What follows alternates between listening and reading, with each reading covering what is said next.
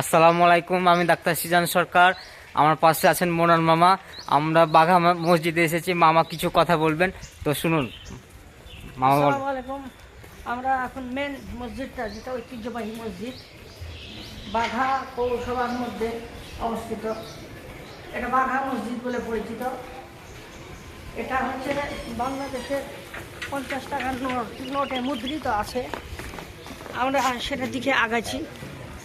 আপনারা কিছুক্ষণের মধ্যে এটা অবলোকন করতে পারবেন। এটা খুবই ঐতিহ্যবাহী, 1000 বছর পুরানো।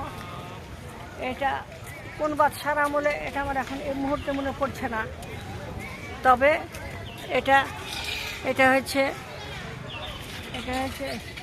মুসলমান রাজার আমলে এটা স্থাপিত হয়। এটা অনেক দিন ধরে আছে।